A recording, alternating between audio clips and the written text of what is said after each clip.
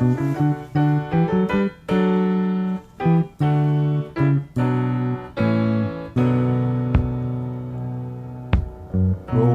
was a warrior from the land of the midnight sun, with a Thompson gun for hire, fighting to be done.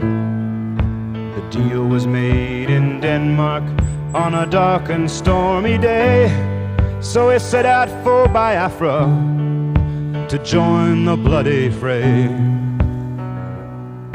Through 66 and 7 they fought the Congo War, with their fingers on their triggers, knee deep in gore. Days and nights they battled the Bantu to their knees.